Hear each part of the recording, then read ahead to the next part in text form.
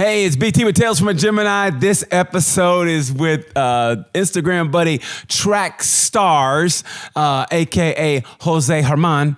And man, this episode, I think it's gonna be an instant classic. This guy tells a great story about getting his first bike, about his first track day, and I promise you it will leave you with tears in your eyes. This guy is nothing but positivity. We need more guys like this in the world. If you see him, give him a shout out. You're gonna love this episode. So enjoy Track Stars. Try to get some background info on this dude, and my friend said, "Oh man, he's a one-man show within itself." That's what he said about this dude. You don't even have to plan. Yeah, seriously. I asked my friend about him. Here we go. Hey, it's Tales from a Gemini, it's BT, and let me tell you something, man. I can't wait for this guest. We followed each other on Instagram. I was like, man, let me hit this dude up and talk about what we talk about. And he was really cool. I mean, this is when I say, honestly, things are meant to be. Because I was like, I love this. You don't understand. I love this podcast. I really do. I love this podcast. It's not really a podcast, but it's a podcast. I love it. So I like to talk to as many people as I can, but sometimes I travel a lot and I don't like to be behind. So I'm like, man, I want another guest. This is my second one today. And I was like, who am I going to get? And I was scrolling through a comment and I go, oh shit, my dude Track Stars, and we both ride. I go, let me hit this dude up. And he goes, yeah, I would love to. And I said, well, bet. And so I was looking him up and I asked my friend, I go, hey man, I want to hear a funny story about this dude. And he goes, all I can say is this dude's a story within himself, man. Have fun with him. And I said, gotcha. So my guest today is Track Stars. His real name is Jose Herman. But he says German, so it's Jose German. What's up, brother? How you doing, man? What's up, my man? Thank you for having me on the show. It's a blessing, man. I love everything you're doing. I love the comedic aspect, the seriousness to the topics you speak about, the things you post. I mean, you're unbelievable, and I commend you on what you're doing.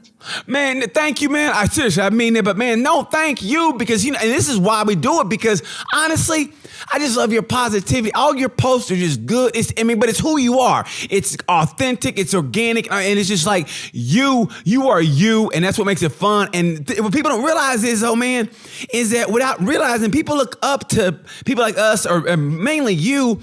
We look up to you because you're a face in that environment that you don't see often. And I tell people all the time, I said, listen, I don't want to sound like some kind of politician or whatever about, let's get the world together and this and that and solve the problems. But I will say this. When you go to a motorcycle, when you go to a track day or whatever on a motorcycle, or you're on a motorcycle, period, the level of camaraderie of people, I have never had a negative time at a track. It's people from all over, and they're just there to ride a motorcycle on a motorcycle track, and they're always laughing, and they're always trying to help you out. And I've never had a negative time. And so when I see you, I go, that's my dude. And so other people who look like us see that, and hopefully I'm saying they see that, and they go, you know what? Okay, let me go in the environment that I didn't think to go there. You see what I'm saying? No, that's a fact. The one thing, like I'll say it all the time, and I will remain saying it. The one thing about the motorcycle community is that you don't know who's behind that helmet. You don't know.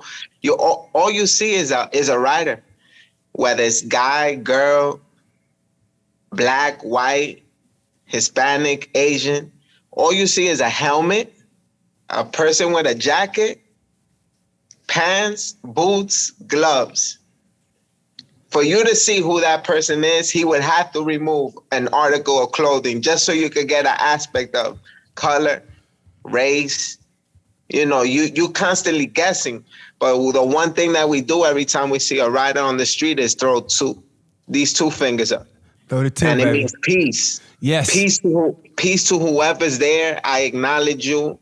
I'm sending you love and prosperity on your ride, like success. That's all we want. And that's what those two fingers mean. So God knows what it would be like maybe if we didn't have all the gear to wear, and you have an idea of who that person is. But that's what brings the love to our bike community, that we don't know. All we see is a rider, and that's the race. Yeah. And that person is a mirror of you. So you have nothing but love at these events or at anything that has to do with motorcycles. That is, I mean, you nailed it, man. That's so true. And if you see them riding a Ducati like yourself, I know that they're broke. I know they ain't got no money because all the money's going to the bikes. That's a fact. That's a fact. So when did you decide, hey, listen, when did you get the kids around and say, look, kids, I ain't gonna have enough money for your college fund because I got 2 Ducatis. So all that money's going to daddy, but you can watch daddy go around this track real fast and you can celebrate daddy's accomplishments because all the money's going into daddy's motorcycles. And that's about it. Listen, that's what motivates me to be an amazing father, and motivate them. Do good in school because I need you to get that scholarship. You hear me? Daddy's got 2 Ducatis. Daddy can't afford to take you anywhere but to watch him ride. That's a fact. You know, you take them to the pool when you go to the track day. You know, you book the Holiday Inn and you bring them to the pool. Enjoy that.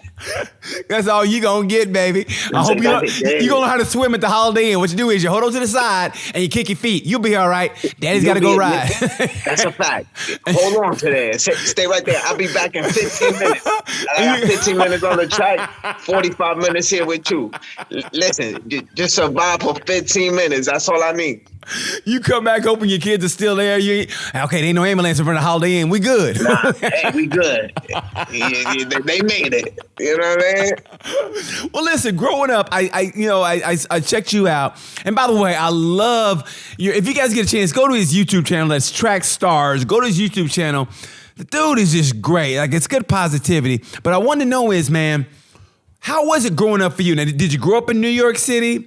And when did you embrace the bike? Because, a lot of people, when they grow up, they get a bike and they ride for a little bit and then, they kind of move on, like sometimes they meet a girl, whatever, and then life happens and then they get back into it. When they get in their 40s, they get a Harley and then they ride off in the sunset real slow. So when did you embrace it and it became life? Well, there's a crazy story because growing up, I always loved motorcycles. I always loved 2 wheels. My motorcycle was my bicycle because I didn't think I could afford ever a motorcycle. In my neighborhood, who had motorcycles were the big shots, the drug dealers, Was it in New York? In New York, yeah. I grew up in Washington Heights, so upper Manhattan, and in a mostly dominant Hispanic community. And it's poor. It was poor up there at that time. Now is that things have transitioned and more is becoming more white per se, but it's still very Hispanic dominated up there. Do you have a Starbucks? If you got a Starbucks, it's gentrified. Do you have a Starbucks? Yeah. Just we got it's up there. There's a couple Starbucks up there now. And a Trader Joe's? No, not yet. Okay, it ain't gentrified yet. Once you get the Trader Joe's and the Starbucks, it's over, though. It's over, though. Yeah. Trader Joe's going everywhere, man. That's my wife's favorite place. I know it is. When I go to Ducati, I get to go to She goes to Trader Joe's, so that's how it works. Okay. But I fell in love with motorcycles. I always loved 2 wheels, but I didn't think I could afford it. And I got a motorcycle late in my life. I was 26 years old when I finally got a motorcycle. And it's funny because you're supposed to get the motorcycle first, then have kids, get rid of the motorcycle, and then eventually wait till the kids get a little older and buy a motorcycle again. Right. But me, it happened. I wanted a motorcycle. My wife said, no, you should buy a car because it's safer and you never know, you can fit more people. It's just me and you right now, but later we might have kids. I say, you know what? Let's just buy the car. And I went to Ducati several times before we had kids, but they wouldn't sell me a bike because they was like, you need experience. Right. So I said, let's just buy the car. So we bought the car. And when we had our first kid, I said, yo, listen, I want my bike. I'm going to have to go buy a motorcycle.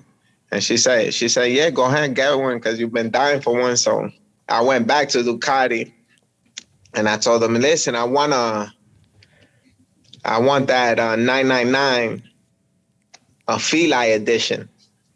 They said, well, did you buy the motorcycle yet? I said, nah, I didn't buy a motorcycle. I came for one now because I went in 2003. I went in 2004. They kept telling me no. Says, listen, buy a R6, a Yamaha R6. These bikes are for experienced people. Beast. I said, what? Yeah. Anybody could ride a bike. Come on, man. He said, no, you crash it. It's expensive. I said, damn, yo, you guys won't sell me a bike for real? And he said, no, listen, I'm looking out for you. Trust me. So I said, you know what? I bet I'm going to go look for this R6. And lo and behold, my friend, who was my neighbor at the time, had an R6. So I'm telling him, yo, you want to sell me that bike? And he's like, I don't know if I'm ready to sell it. But I'm like, yo, listen, I want to buy a Ducati. They won't sell me a bike unless I buy an R6 and kind of learn on it. He's like, I'll let you know when I'm ready to sell it. A year later, he told me, I'm ready. I could sell it to you. So I said, good, because I'm ready to buy this Ducati. I bought it. Nice. The infamous R6. Yes. And if you ask anybody in this world of motorcycle, they always say your first bike should be a 600. Buy yourself a 600. Right. Don't buy the leader bike. I had no idea that this is the steps, like we go from kindergarten, you go from preschool to kindergarten to, Yeah. I said, okay, bet. I'm ready. I bought the bike. I started learning on it. I'm going faster and faster every week. I'm practicing on the streets. I think I'm freaking Valentino Rossi. I got my Rossi ATV helmet. Yeah, man. I'm like, maybe it's time to go to Ducati again and see, what they say. Yo, I go to Ducati on my yellow R6. I'm like, hey, check my bike. What you think? R6, like you told me. And he's like, oh, nice, man. He's probably checking on my chicken strips. They're about 2 inches thick. He's like, nice. Ride that bike for another year or so. I said, yo, my brother, you told me already. Like, if I buy the R6, I learn on it, I could buy that. He's like, yeah, you're not quite ready yet. Get into your first accident. I'm like, girl, first accident? How you gonna tell a person riding that's the last thing you want? What you mean keep the bike up? There's one of my favorite sayings, stay up on twos, always. Yep. We don't want you crashing. And this guy's telling me crash first, then come to Ducati. I didn't understand. This guy obviously doesn't want to make money. So I said, maybe I need to change the salesman for some reason. I tell my wife what happened when I get home from my ride. Yeah, I went down to Ducati today. She's like, what the hell you doing at Ducati? You got your bike. You just got it. I said, yeah, but I want one. She goes to me, it's for a reason. He's telling you that. I stopped going to Ducati. I got really upset. I turned off. And I finally got into that accident in 2011. What happened? A car took a red light and hit me. I also, before that, I started going to the track also. Okay. So I started gaining that experience that he was talking about that I needed. Yeah. And in 2011, I got into the accident and it was pretty bad. I stopped riding for 5 years. Oh, shit. Really? Yeah. I stopped riding for 5 years. But the first thing I did as soon as I healed up, that I got that confidence back and I felt comfortable, was go straight to Ducati. And guess who was there? The same salesman. Yeah. And he's like, how you doing? I said, I'm good. I said, you remember me? He said, of course I do. He's like, you think you're ready for Ducati? I said, yeah, I got into my first accident 5 years ago and I'm ready to ride. And I know I want a Ducati to be my first bike back. He's like, yeah, I'm ready to sell it to you. And he sold me my first Ducati. Dude, let me tell you something, man. First of all, that's Ducati New York, right?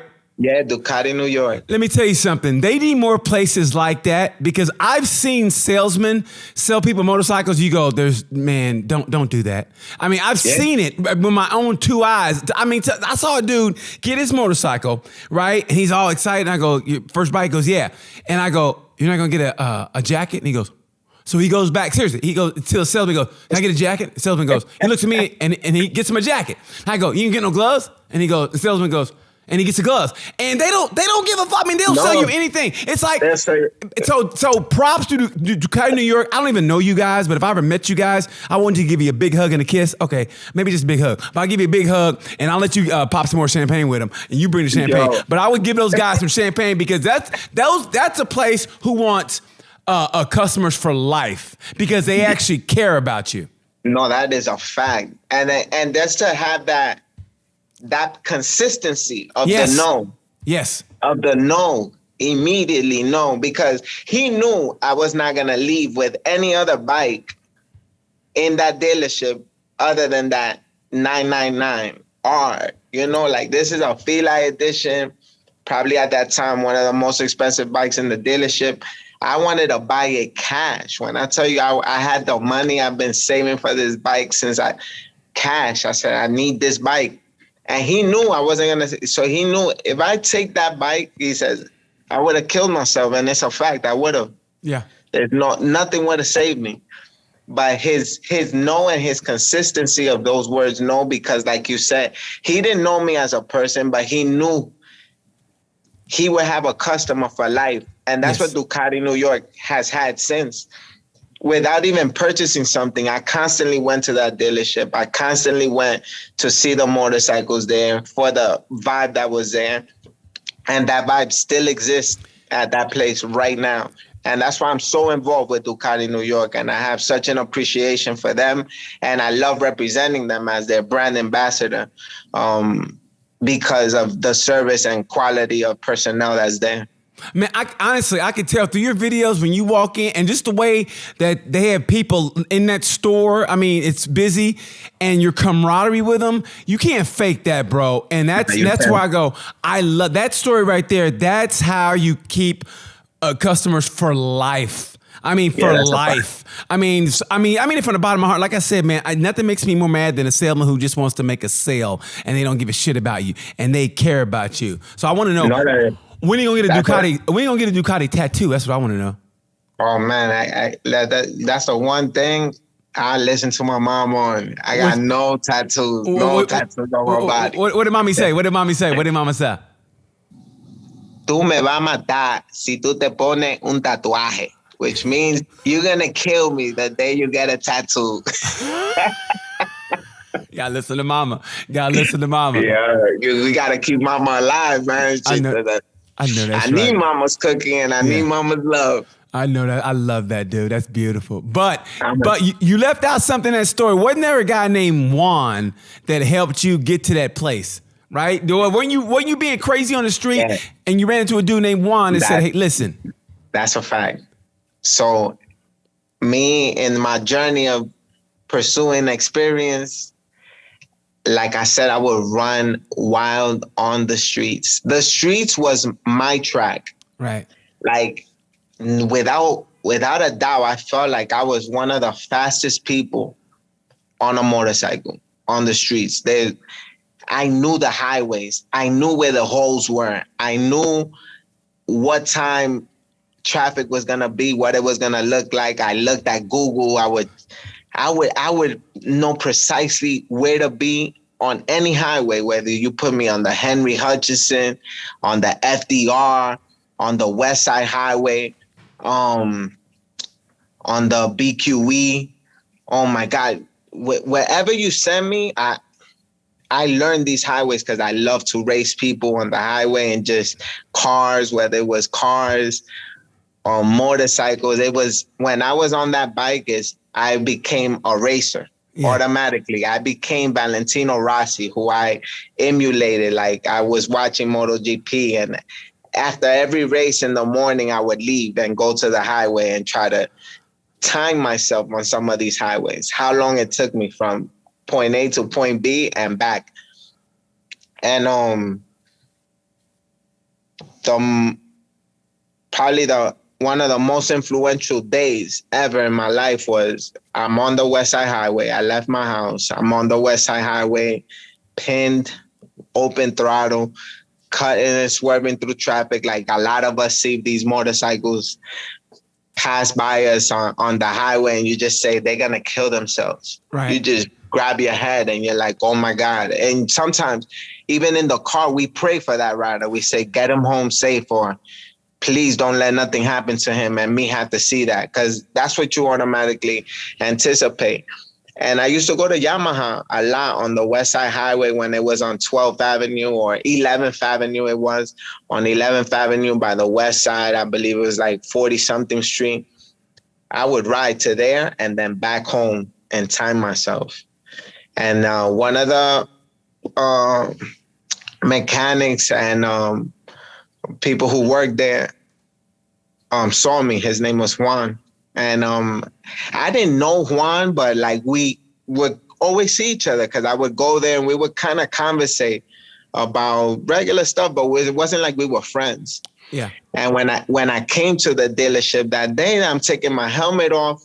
I feel somebody in the back of my helmet slap my helmet. I'm like, yo, who the hell just disrespect me like that? And I was a wild boy in those times. Like, I bet I could tell. I had a bad temper. Yeah. And high head. The perfect description of a crotch rocket rider, you know? Yeah. So I said, what the hell? Who hit me? And when I look back, it's Juan. I'm like, yo, my man, what you doing? He's like, you want to kill yourself? He's like, didn't you just have a kid? Like, you don't want to make it home? That's how you ride on the street? That's how you represent? And I said, what are you talking about? And he's like, you think you fast? I said, wait, now that was the touchy word. You think you fast? I said, oh, I know I'm fast. What you want to do? You want to go on the highway right now? Like, what you want to do? He's like, what you doing this weekend? I said, whatever you doing. He goes, we going to the track. I said, whatever track you want. What you want? The West Side? The FDR? Which highway you like? Which one? What's your favorite? Yeah. And he's like, nah, we're going to a real track. I'm like, let's go.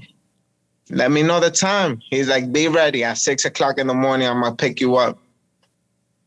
Saturday or Friday it was. I think it was Saturday. Yeah. So I'm like, all right, bet. I left. I told my wife, yo, Saturday, be ready. We're going to a racetrack. I'm like, I don't believe the guy, but you never know. If he shows up, I want to go. Like, I want to race this guy.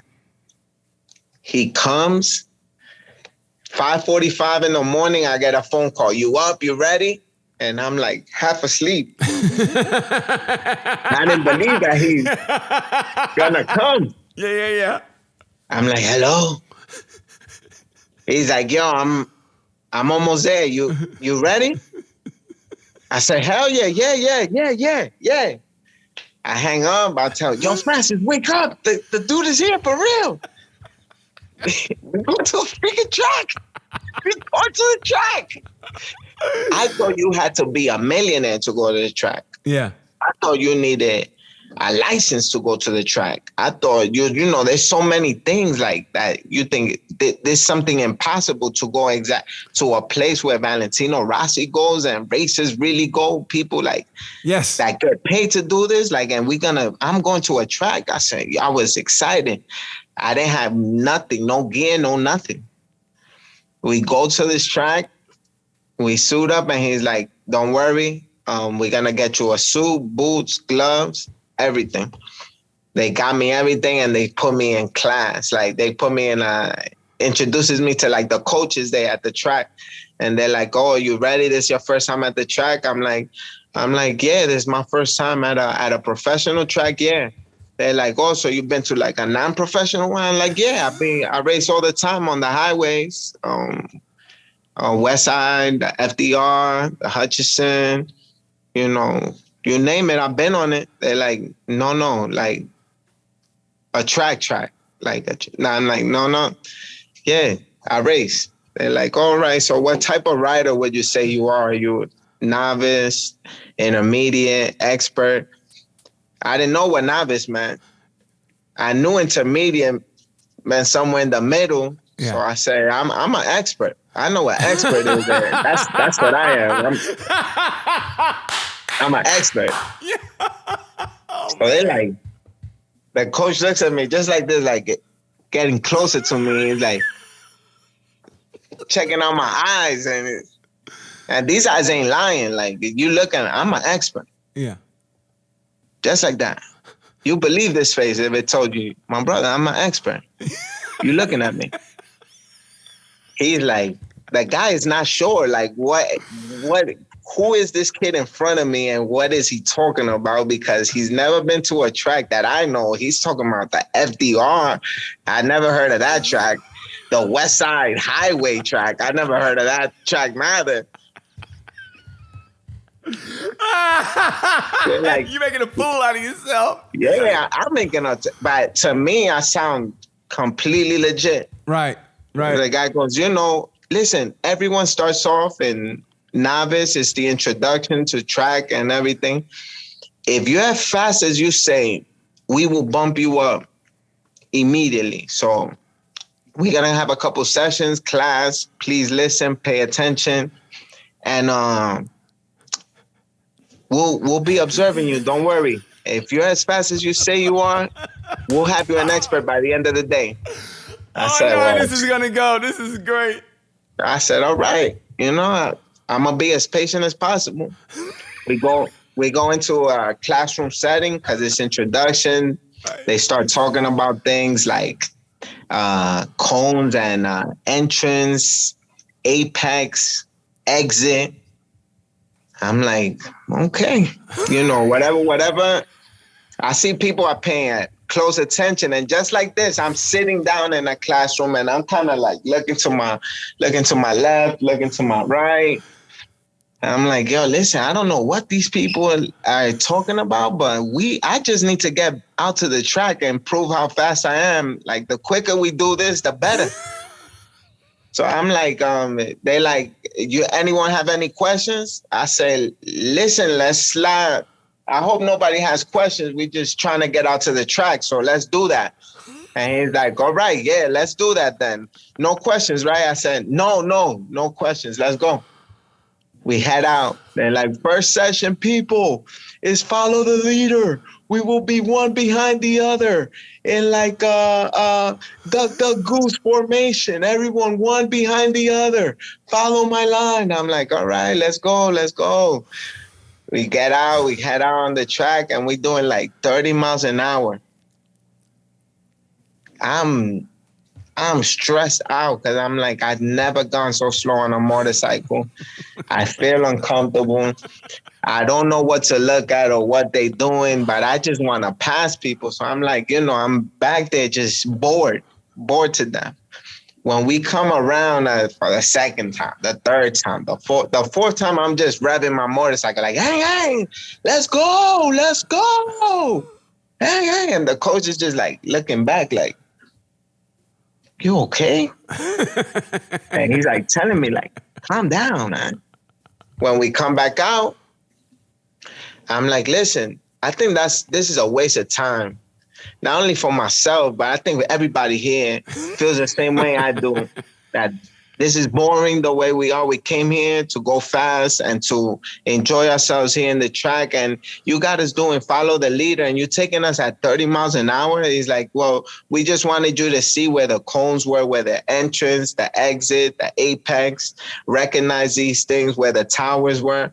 I said, listen, yeah, I don't think we need any of that to go fast. I do me a favor. The next time we go out, let us, pick up the pace a little bit and kind of let us go free. Cause everybody's like, yeah, I'm with him, man. The coaches, there are 3 coaches in there, and they're just like, who is this guy, You got a revolution starting. You got a revolution starting. Yeah, I'm like, I started the protest. We ready to strike. So the guy goes to me, next session we're gonna do 2 laps, and we're gonna do that. Follow the leader for 2 laps, and then I'm gonna put you right behind me. You're gonna be one of the first ones. I let go. I said, it's about time, man, because I really I need to get out this novice group, because I told you I'm an expert. And you said novice means like rookie, and I didn't even know that word. So I just learned that today. That's about the only thing you guys taught me today was the word novice. All right. Thank you for that. Now I'm going to teach you a little bit about speed when I get out there. He's like, no, don't worry. We're going to see how you do out there. So he's like, they go back and they start talking to us again about the first cone is the entrance cone. The middle cone, that's your apex. You want to hit that every time as close as possible. And then you're going to have that exit cone. That's where you're heading now when you get on the gas. I said, yeah, whatever. Get me out there. I'm ready. I'm ready to go. I told you, I don't need none of this instruction stuff. Send me out. He's like, all right, calm down. So I said, yo, you guys ready? They're like, yeah, let's go. I said, yo, I'm going to be in the front, so nobody take that first spot. That's me. Catch up if you can. And the guy's like, yeah, Jose, you do it, man. And everybody's like, he got to be one of the fastest people in this group, man. This guy's been ready to go all day. When they put me behind that coach looked back at me and he's like, you ready? And I'm like, yeah. Got my helmet on, but he could see me through the visor. I had the clear visor. I'm like, I'm talking to him. Like, he could hear me. My man, when we go out, that first lap around the lap, and he's like, he looks back at me again. And he's like, one more. I said, yeah, go. Like, and he just looks back at me again like, this kid is out his mind. We go back, and I'm on turn 13. That's one of the last turns at NJMP. And he goes, you ready? I said, yeah. He's like, you ready? Go. When he says go, I already had shifted down to first. For no reason. It's just I wanted to go through I wanted all the power. Yeah. First gear, pin, and I passed the coach, and I'm like, yeah. So then I passed that coach, yeah. Wow. Second gear, bam. Third gear, bam. Fourth gear, bam. Go for fifth gear, bam. Sixth gear. And I see the turn is on my right. And I'm going straight. And then I hit that grass, and that bike starts rumbling and shaking. And oh my God, I'm gonna die. And I get that bike stopped, like right before I hit the wall at LJMP. I know what you're talking about. I've been that track, yes. Everybody in that group is doing exactly what you're doing.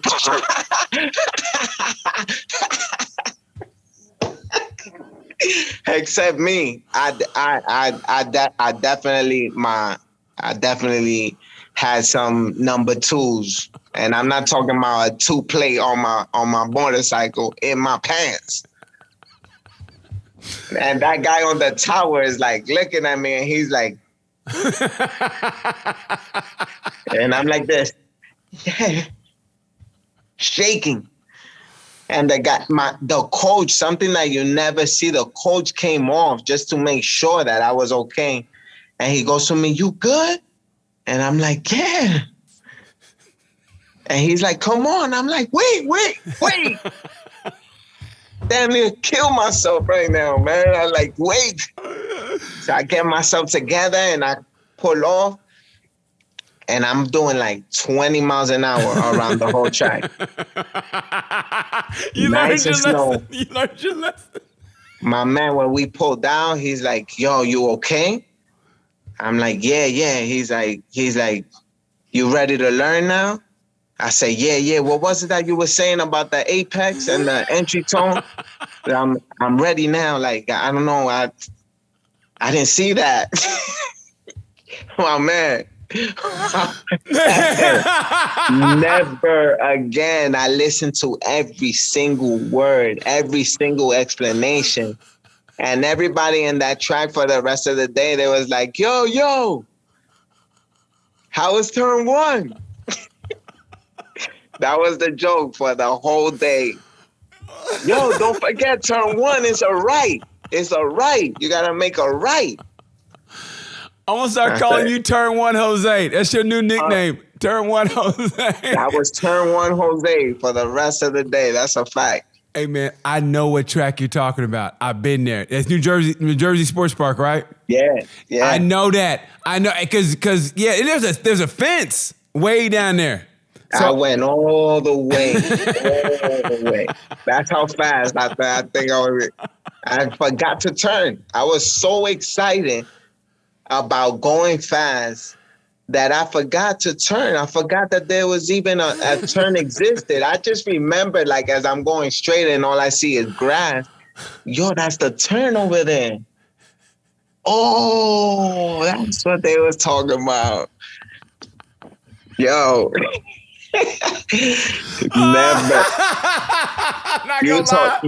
You talk about humble yourself. Dude, let me tell you something. I've never been that cocky like you were.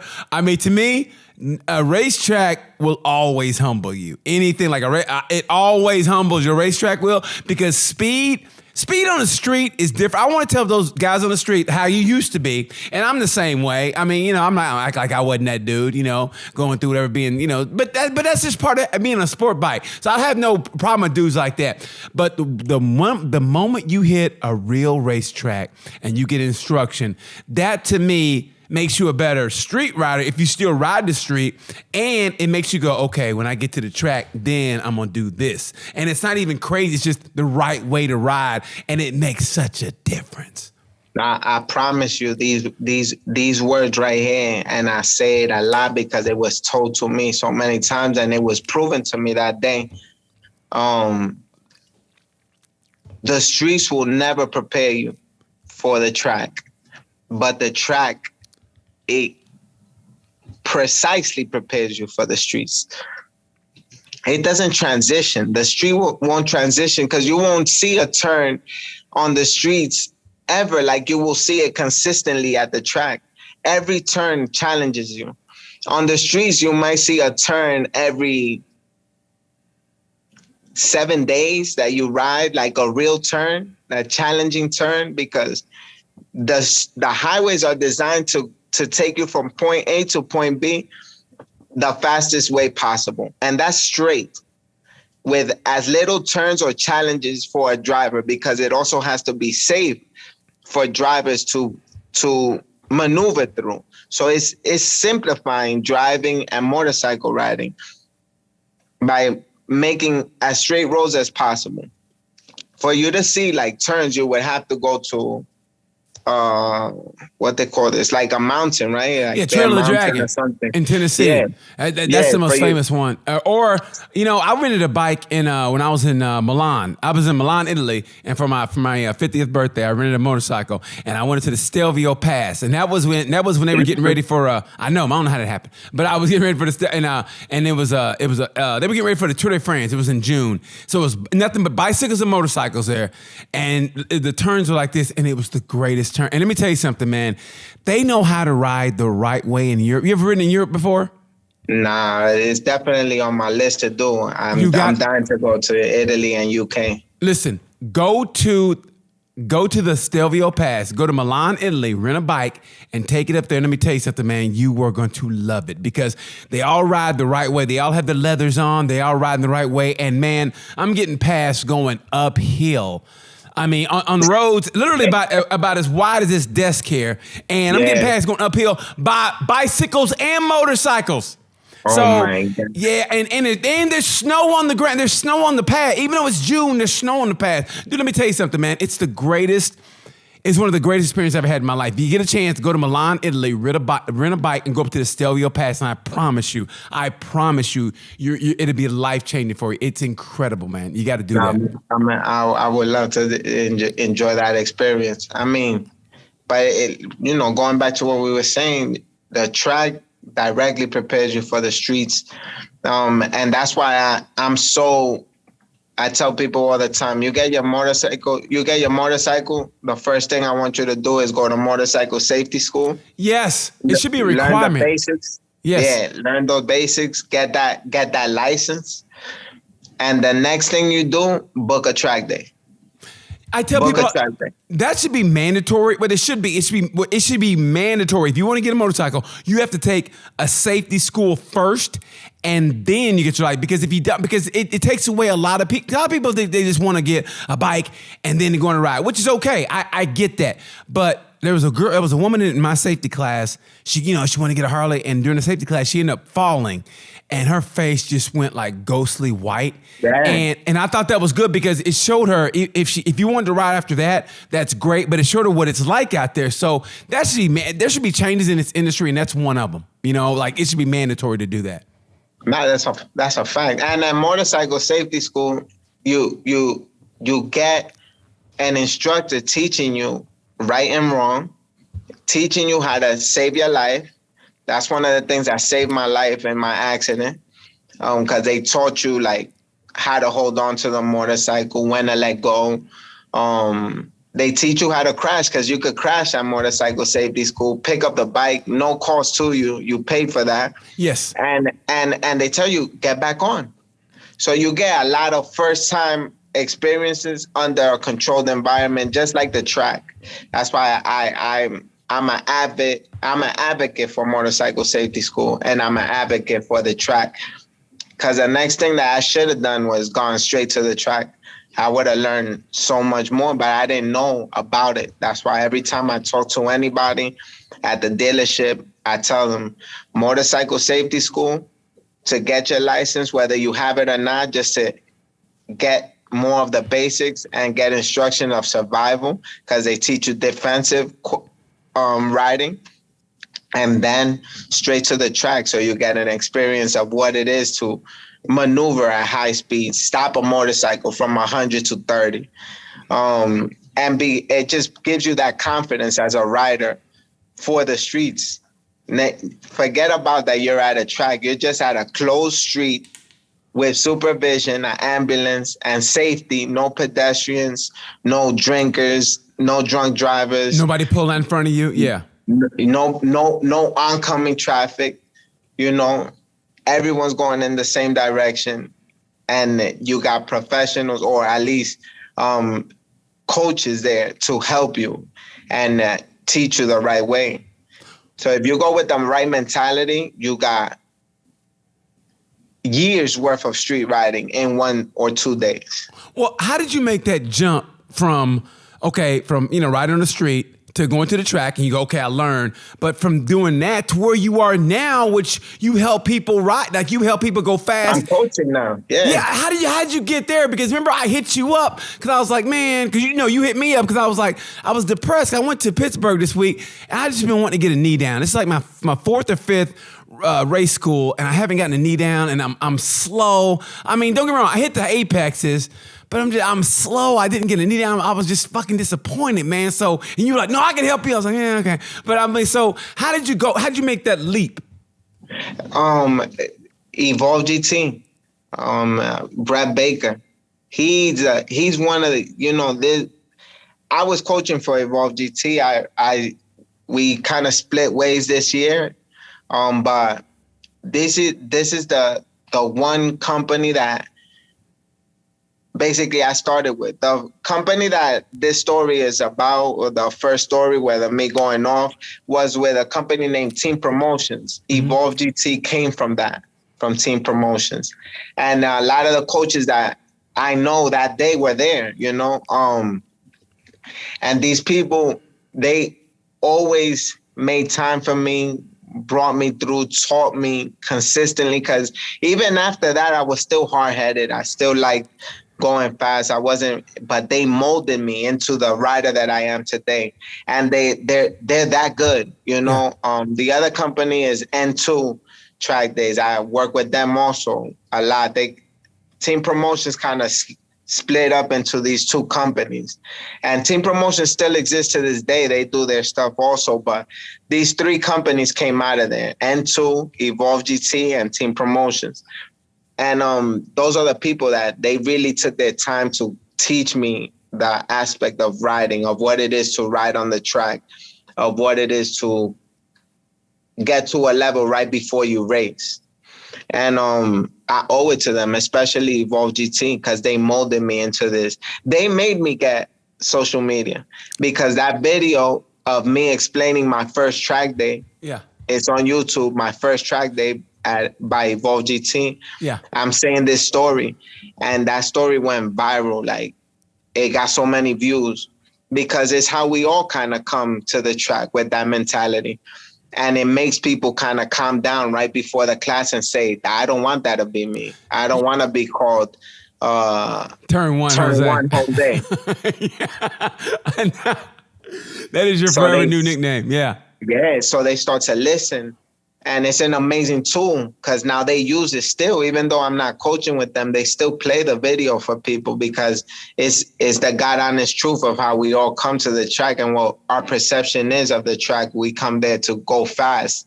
But the truth is, we come to the track to learn and experience what our bikes are capable of and what we are capable of as riders, and what we're not capable of, because you also learn what it is you need help on. Like you said, you struggle to get your knee down. So that's body positioning.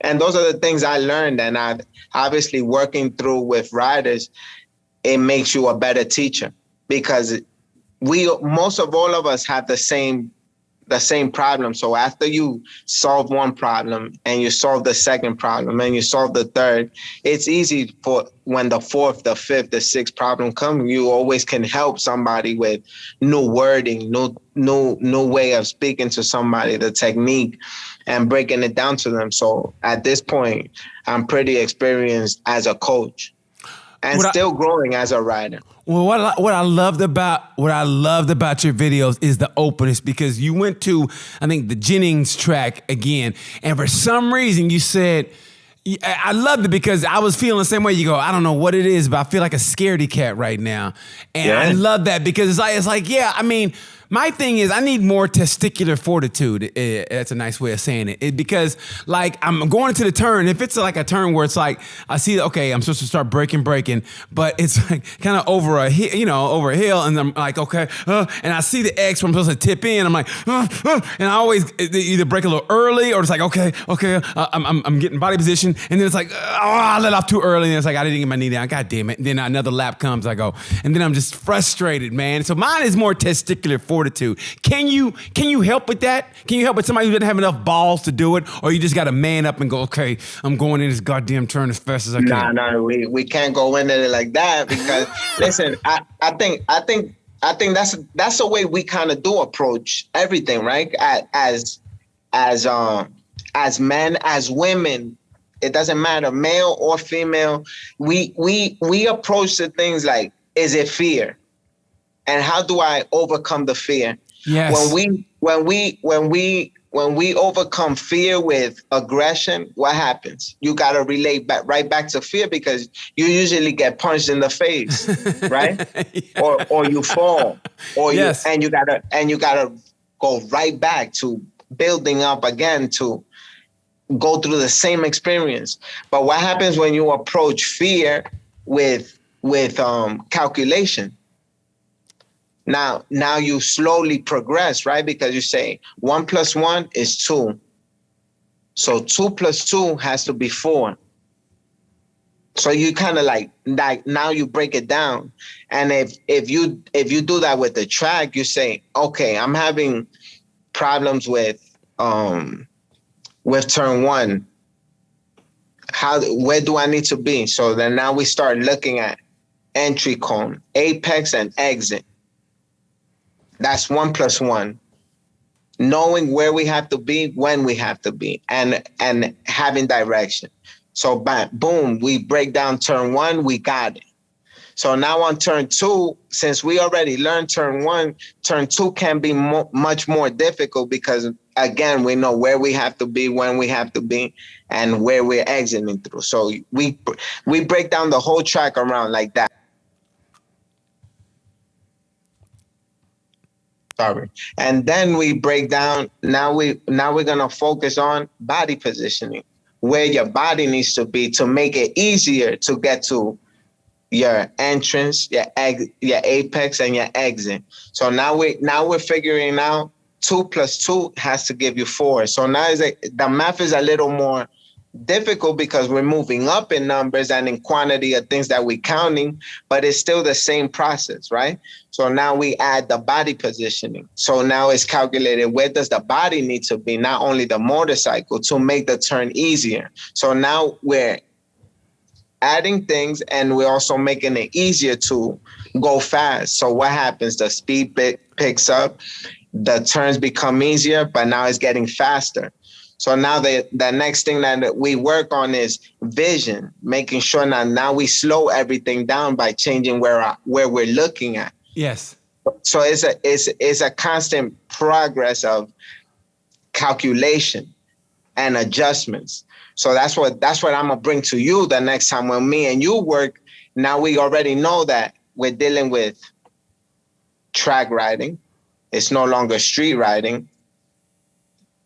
And we're gonna adjust your body, your mind, and your vision to perfecting what it is that's gonna make you even better now on the streets. It's not so much the street. I just think I just gotta have the balls to go into a corner. No, fast. it's that's the problem. We can't think that it's about courage. But I think that, Jose. That's what it is, Jose. I can't get out of my head, man. But I promise you that if you approach it with that type of, you did the hardest thing, which is get on the motorcycle. You're brave enough to get a motorcycle. That means you got the balls, you got the cojones, you got the bravery. You know what I'm saying? You got like, for the females, you got the ovaries. You got, listen, Let's don't get in trouble. Let's don't get in trouble on that. Yeah, I know what you mean. You got the most important thing. You already have it. So now it's about slowing it down and now doing the stuff calculated. If we, like, as fathers or mothers, when we say we want to have kids, right? The easy part is to get pregnant. That's the easy part. And that's the fun part too. Yeah, that's the fun part too. So then when it gets real is when, right after that baby shower. Yeah. Right after that baby shower and you feel that first pain. Yeah. And you hear your wife scream like, yo, it's time. Yeah. That's when the panic comes in, right? That's when your mind starts going and she starts going, and we know, like, whatever we thought was gonna be good just is about to get real right now. Yeah. And then you go into that labor room and you seeing this person come out. It's the same as you seeing that turn 1. So what you need to do, you need to buckle down. Okay. You need to tell yourself, I have to do everything calculated from right now. I cannot make no mistakes moving forward because this person depends on me. And you talking to yourself on that motorcycle, you depend on you, because if you crash or something happens to you, it's on you. It's on you. So now you have to move calculated. It's no more just get on the gas and go. Everything now, it slows down, because everything you do in order to make it home is calculated. In order for you to make it out that track with your bike is calculated. In order for you to keep providing for this kid that's coming into your life is calculated now. So that's what happens. It's no longer about being brave. That tough guy, that gangster is out the door. That's kind of, you lose that, right? Right. You lose that when you have a kid. So you lose that when you come to the track, because it's now about being responsible and making it off that track every time and taking care of that rider in front of you. It's a different mentality. It just changes you as a person, as a rider. And guess what happens when you go back to the streets? It's not the same. No, you don't feel the same for the streets like you did before after you go to the track. You don't feel the same after you carry that baby. You don't feel the same. You don't go to the club like what's up? I want somebody to look at me. You don't go with that approach anymore. You go to the club now. I'm just here for a good time. I'm gonna have a couple of drinks and I'm going home to my son. I'm going home to my wife. The wife is like, I'm coming to the club for a good time with my girls and I'm going home after it.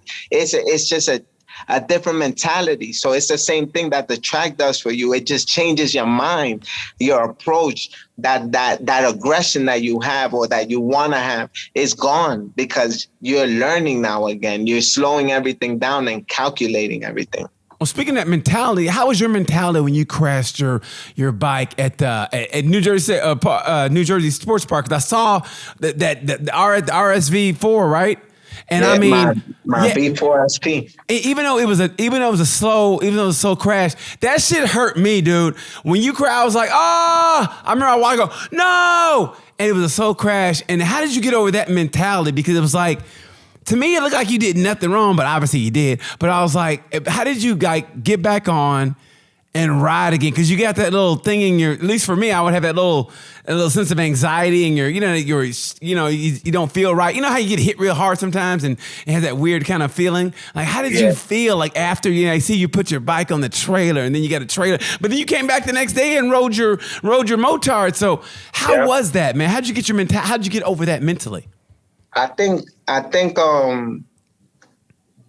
one of the most asked questions. Like, how could you crash and then ride the next day or just go to the, I don't know if you see the video, we go to the pool right after. Yes. And you went to the pool. Fun in the pool. Yeah. Because I told myself, like, you crashed. I was extremely upset. When I crashed, I was cursing in my helmet. I was like going crazy in my helmet. Like, how could I do this? This is my third day with this bike. And like, how could I be so stupid? Because number one, I didn't put tire warmers. I went out like to warm up my tires and I really wasn't because I was going too slow. But it's just like so upset at myself. And then once I came off the track, I'm like, listen, my kids are here. My wife is here. I'm good. I'm not hurt. It's materialistic. It's okay. I have to show my kids and show other riders here that are enjoying the track day just like me, that it's okay. This is part of the sport. It's gonna happen.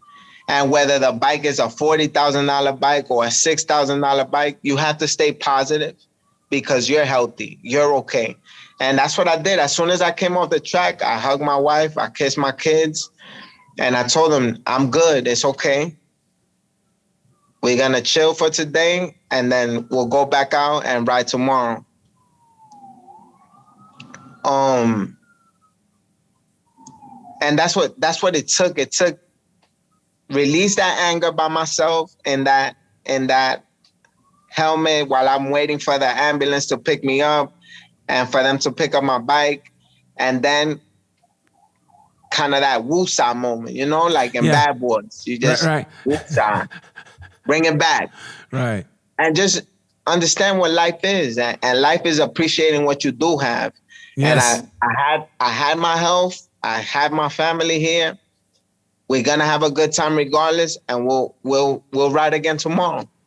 Man, that's a great philosophy to have. I think I would have been shook on that, but that's a great philosophy to have. I know we got to wrap in a little bit, but real quick, like, man, when are we gonna see you race? I want to see you race. That's another popular question. Everybody's waiting on that. Everybody's waiting on when you're going to race and where Durant is going to sign and where Kyrie Irving's going to sign and who the Knicks are picking up. That's how it goes. It's in that order. They're going to see when you're going to race and where KD and where Kyrie Irving going to end up. That's everybody's waiting on, bruh. That's how it is in the world. Da-na-na, da-na-na. Nah, I don't know about I don't think I definitely have to do it eventually because I think that's part of growing. I think you get faster when you race also because you learn. We ride on the track as a track day. You know, you have to be conscious that you're at a track day. People are working and they have to go to home. They have to make it home tomorrow. And then kind of hold back that competitive nature to make a pass that maybe you would do under racing circumstances. But since you're at a track day, it's always respectful. Yes. Everything's respectful. Right. And I'm very competitive, extremely competitive. I can tell. What sport did you do? Or did you coming up? I played basketball, football. What position? I played some softball. I love sports. I love competitive. I compete in everything. What position in football? What position in football? Wide receiver? A wide receiver, yeah. I can tell. You look like a wide receiver. I can tell body types. You look like a wide receiver. But you know, with this, I've always wanted to see like how good can I be? Yeah. And or how bad. Stop it. You ain't gonna be bad. No, but those are the things that's kind of what keeps me from pursuing it. Because a lot of my friends are doing it and they try to get me to the track all the time. But I'm so scared of my competitiveness and getting hurt. It's kind of safe. You're safe at the track. And that's kind of what I love about doing track days. And I love teaching. But I think that there's some credibility that I don't have because I haven't raced, because I haven't seen that side of the sport. And I think it's important to get it. So I don't know, maybe next year could be the year where I might do a race or two or try something competitive for the first time, but we'll see. Ducati New York definitely pushing me to try it next season. Dude, maybe on a V2. I can see it eating you up. Man. You got to do it, brother. I mean, because you never know how many times around the sun we going to get. You got to do it. I can see it in your eyes. I can feel it in your voice. I can see it's eating you up. You got to do it, man. I mean, honestly, I want it. I can't wait. I know you do. I could just tell. Yeah, My wife though. We gotta convince her though. Listen. All I gotta do is go down and get some gift certificates from Trader Joe's. She'd be good, bro. I can take care of that. I know a guy that knows a guy that knows a guy. Hey, you good. You're good. Anything to help you out, brother. Anything to help you out, man. Hey, here's another question for you. Before we get another question, okay? No, go ahead. What I love about your channel is, talk about motorcycles, but you said it's going to train, you're going to do everything on your channel. You're going with motorcycles now, but I mentioned four-wheel. What I want to know is, when are you going to come here to Indianapolis so me and you can get on a go-kart and I can take your ass on a go-kart track and show you what's up? That's all I want to know. Yeah.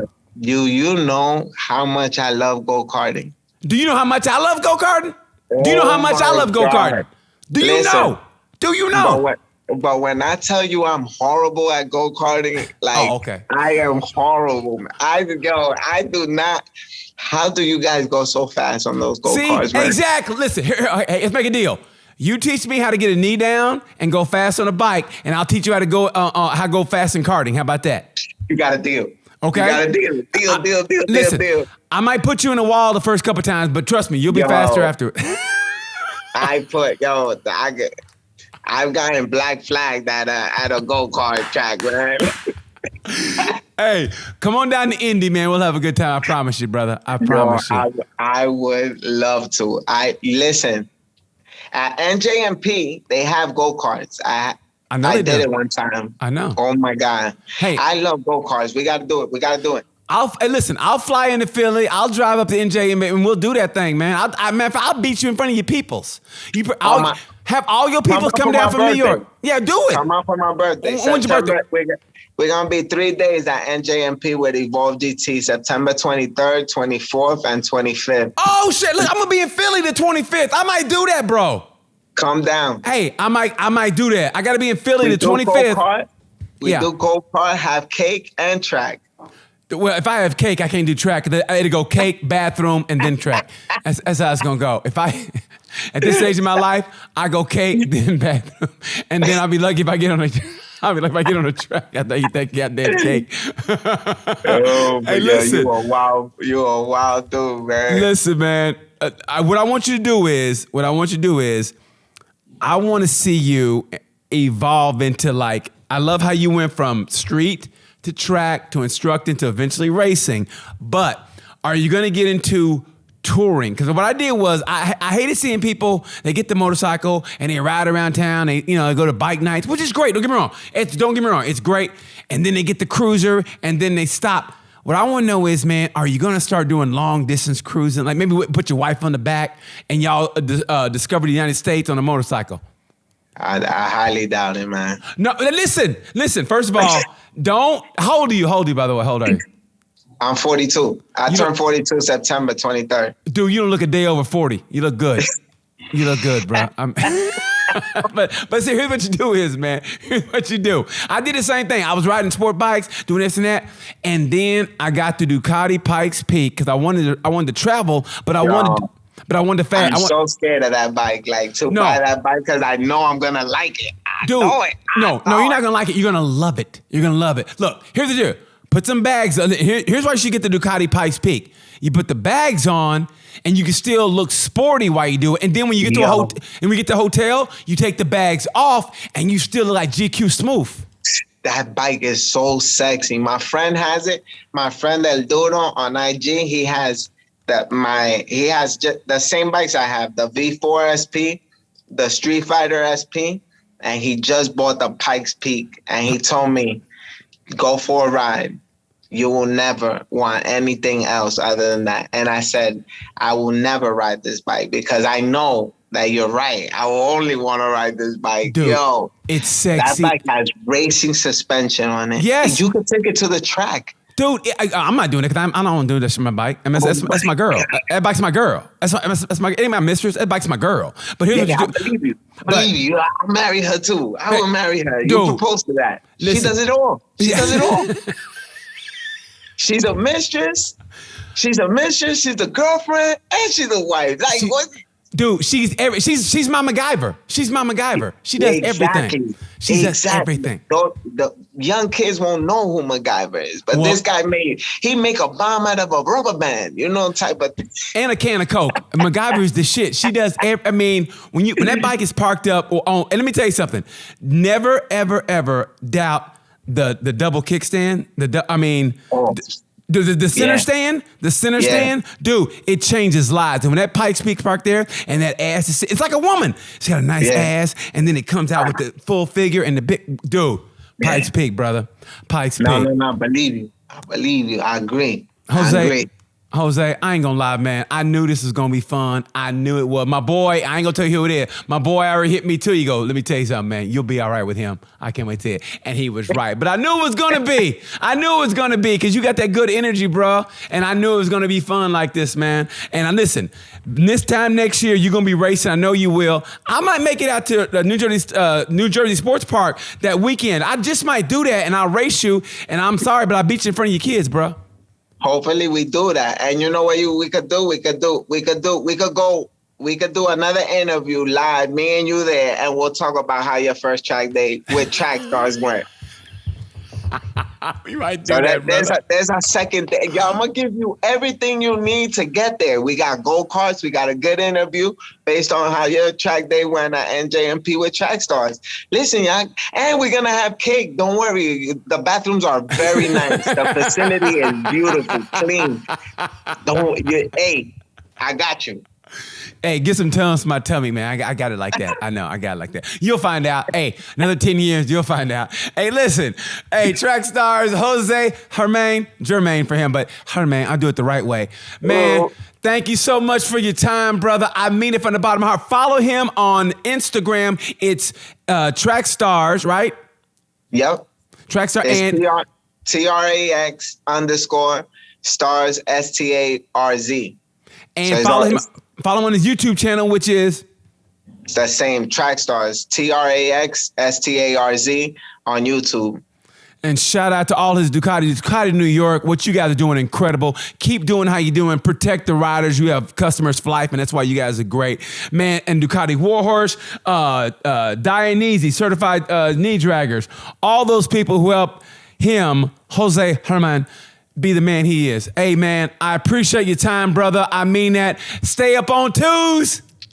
Always, man. Mad love. Mad love to you. Thank you guys for watching Tales from a Gemini. I'm BT. You know how I say about this time. You know the word.